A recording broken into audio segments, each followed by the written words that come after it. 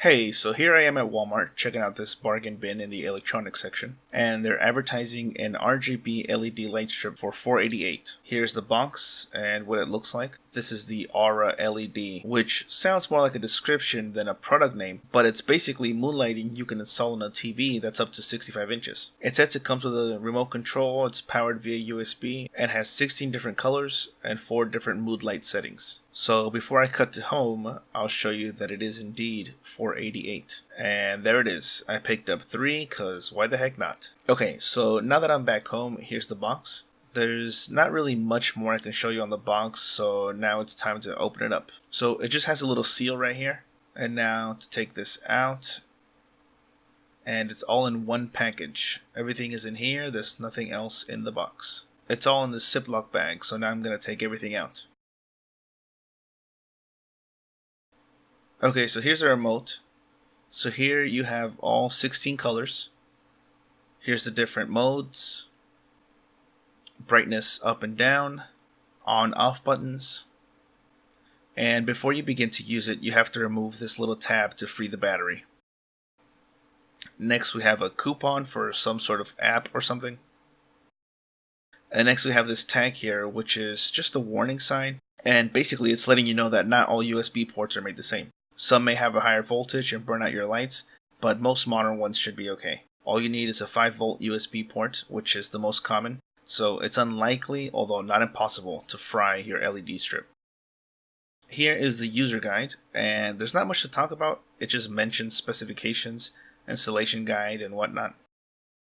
And here is the LED strip. It comes in this little spool, and I just want to mention that this strip is actually a waterproof strip. As you may or may not be able to see, it has a protective clear strip of what I imagine being silicone over the entire face of the strip. And it keeps all this stuff from getting wet, which is actually pretty cool because I've bought a few LED strips from eBay and the prices range between $3 to $10. But you have to wait 3 weeks or more for shipping. And they don't come with a receiver or a remote. It was just an LED strip that I had to solder a USB adapter to that I made from an old cell phone charger. But this one is slightly cheaper, and you could just go to Walmart to get it. And lastly, here's the receiver. And the way it works is you plug in this USB part to your TV, and most modern TVs have a USB port in the back. Even if your TV isn't a smart TV, it should still have a USB port, which is used by the manufacturers as a service port. So you plug this into the back so that the entire thing is hidden, and then this part plugs into the strip, and it goes in a very specific way. It's either this way or this way, and there's actually no harm in getting it wrong. You won't mess it up or anything. So if you plug it in and it doesn't turn on, just unplug it, flip it, and plug it back in. And then here you have a little receiver. I'm not sure if you can see it right here. There's a little thing sticking out right at the end, and that's actually what you have to aim your controller at. So none of this has to be exposed. The entire thing can sit behind the TV except that little thing. That little thing has to come out just enough so it can receive the signal from the remote. And finally, I want to mention how long this strip is. It's about 2 meters long. The ones from eBay are around $4 for a 1 meter long one without a remote and without the waterproof shield. So this strip gets glued onto the back of the TV, and here on the back it actually has a self-adhering back that sticks to the back of your TV, and when you want to stick it on, you simply pull this wax paper cover and place it where you want it. Okay, so now to finally install this. So before you remove the wax paper backing, it's a good idea to lay it out first to see how and where you want to install it before you commit. So here is my 40-inch TV, which is actually my monitor. So as you can see here, we did a rough fitting, and the strip is too long, so I'm curling the end inward, and you'll have to start on the side where your USB port is on. Mine is on the right, but yours could be on the left. So once you're happy with the placement, start removing the wax paper, being sure not to peel it all off at once. Remove the paper as you place it down to avoid dirtying up the sticky side.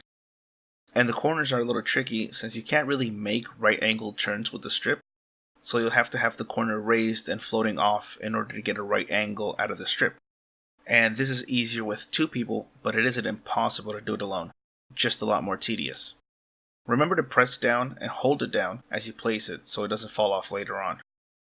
And finally, just because I don't want this cable dangling about, I'm going to tape it to the back. This part is optional, but I wanted it all hidden from view. So I'm just using clear packaging tape to secure it to the back of the TV, and we're done. But before I put it back, I'm going to turn on the TV and make sure that everything is working. So it turns on whenever the TV turns on, and it starts off in this annoying flash setting, which just cycles between blue, green, and red. Then there's a strobe setting, which cycles through all the colors smoothly. Then here is the fade, which is the same as the strobe, but cycles through less colors. And finally, there's smooth, which is just like the flash, but cycles through all the colors. So here's what it looks like fully installed. The lights look like it's flickering in a wave, but that's just on camera. It doesn't look like that in person. I think it has to do with the frequency of LEDs. Generally, cheap LEDs tend to flicker in video recordings. So the TV is about 8 inches away from the wall, and the lighting is really filling up the area, but it's not too bright. I'm pretty happy with the results. And now the issues, cause it isn't all good news. First, the names of the mood lighting don't really make sense. Since flash should really be called strobe, strobe should be called smooth, smooth should be called flash, and flash should be fade. And every time you turn it on, it starts with the most annoying seizure-inducing setting, and you must change it at the moment you turn it on, so if it annoys you, you can't afford to lose the remote. And second, the sticky backing they provide you with is awful. I cleaned my TV with rubbing alcohol to remove any and all grime that might cause it to not stick very well, and installed it correctly. But after a few hours, it fell off and it couldn't handle its own weight. So to remedy this, I got some super glue from Dollar Tree and redid the entire thing and haven't had any issues since. So overall, it looks good and it's only $5. Plus, it's the waterproof kind, so it won't be crapping out on you anytime soon in case you spill liquid on it. Usually I buy stuff from China since it's cheaper, but this LED set is much cheaper and better than anything you can currently get from China for the same price. You'd easily spend $10 and wait over 3 weeks to receive something as good as this with the remote, the length, the USB adapter, and being waterproof. So if you can, pick up one or a few. I picked up 3. For the price and what you get, it's well worth the purchase, and you're not limited to just installing it on a TV. You can use it for PC case modding, you could use it for mood lighting, or under kitchen cabinet lighting, or entertainment centers. So the possibilities are endless, and it's super cheap. And that's pretty much it. Thank you for watching.